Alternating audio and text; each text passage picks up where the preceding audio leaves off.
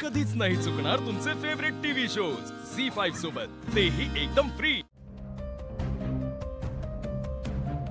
अगं काय झालंय?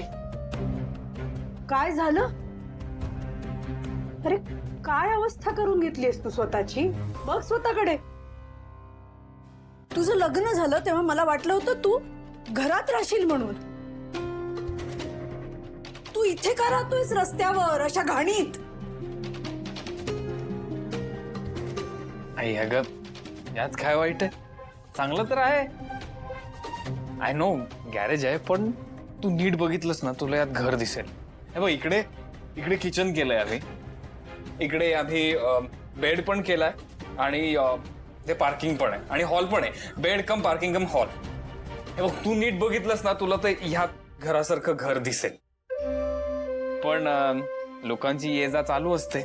आम्ही सगळ्यांनी मिळून साफसफाई केली आहे याची। कसंही असलं ना तरी आमचं घर आहे। आय नो काही जणांना गॅरेज वाटतंय, पण आम्ही बनवलेलं आमचं घर आहे आमच्यासाठी। बास कर आशू, तू काय मला वेड्यात काढतोयस? काय या मुलीने भरवलंय तुझ्या डोक्यात देव जाणे। आई आई हे आई ऐक ऐक माझं ऐक। हे तिची काहीच चूक नाही त्यात। मी तिकडचं घर सोडलं कारण मला आमची जबाबदारी घेता आली पाहिजे। अरे जबाबदारी नाही घेतेस तू, हट्टाने स्वतःचं नुकसान करून घेतोयस। कसली प्रेमाची बुरळ आहे? आई मी लग्न केलंय, कर्तव्य आहे माझं। आणि मुलगा म्हणून कर्तव्य त्याचं काय? ते पार पाडणार मी नक्की, पण शिवाला सोडून नाही।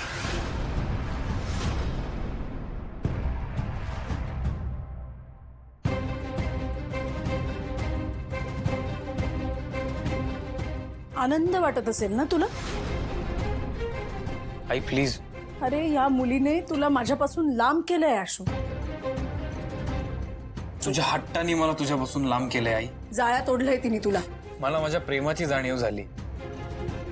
स्वतःचं नुकसान करतोयस तू आशू। स्वतःच्या पायावर उभं राहतोय आई। अरे आशू तू हट्ट सोड आणि घरी चल। शिवाशिवाय मी कुठेही जाणार नाही। त्या घरी राहायला आलो तर शिवा सोबतच।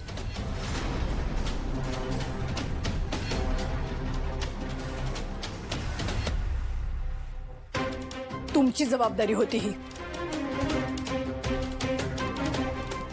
जर माझ्या मुलाला काहीही झालं, अगदी डास जरी चावला, तो आजारी पडला तर मी सहन करणार नाही।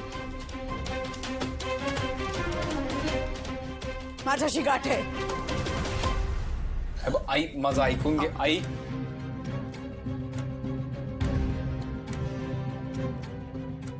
जावई बापू, मी हेच सांगत होते ना जावई बापू।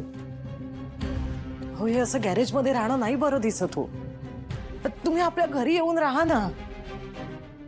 तुम्ही आईची काळजी नका करू, मी ओळखतो तिला, मला माहिती आहे तिचा स्वभाव।